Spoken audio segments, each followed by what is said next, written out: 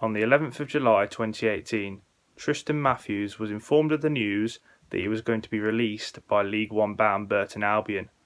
After 6 seasons with the Brewers, it came as a surprise for the midfielder, but he has since bounced back and plied his trade in the non-league pyramid.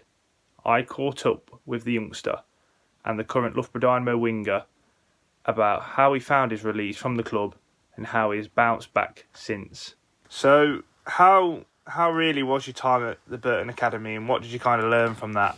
Well, I was there since I was, I think, 12, 13 maybe.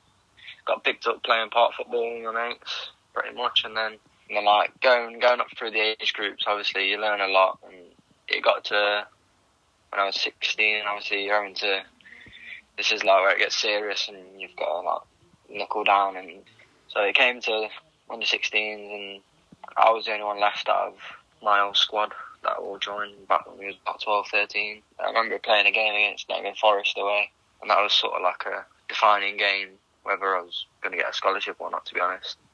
I remember I just picked the ball up in my own half and literally dribbled through everyone, won a penalty, and the coaches just looked at me, and after the game they just came over to me and said, listen, we want to offer you a scholarship for 2 years at Burton, and I was buzzing because it was sort of like a 50-50 chance whether I was going to get one or not. Mm-hmm. And then, so from that, obviously I went into my scholarship, and over them 2 years, you learn a lot about yourself, and obviously along the way you've got a lot of ups and downs, but that's just part and parcel of football, really, isn't it? When obviously you mentioned to me before about when you left Burton at 18, how did you kind of take that, and how tough was that to take? Obviously, it's not what you want to hear, but I sort of just I don't know, I just took it away with myself and didn't try to let it get to me too much. I sort of just like, hey, now I've proven wrong, I'll do it the hard way, and sort of like that. I had that mentality that just, I don't care what anyone says, I'm going to do it the hard way now and just prove people wrong, and that's all you can do, really.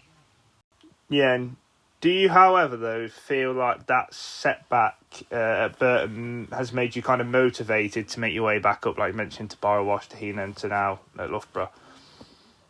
Definitely, because obviously every youngster as a kid growing up wants to be a professional footballer, but it's only a small minority that make it. That's just the way it is in football. So yeah, it does give you that edge, because you see these people, or like people that may have gone through the academy and got a pro. You think, oh, that could have been me, but you look at the people that said that you're not good enough, and you think, right, well, I'm going to prove to you that I am. If you do further down the line, you can just say, yeah, look, told you I did it. And then obviously it'd be a big positive. That was my interview with Matthews, and there's no doubt Tristan has a huge future in the game, and he'll be looking to continue his development with Loughborough when they get the season back underway in due course.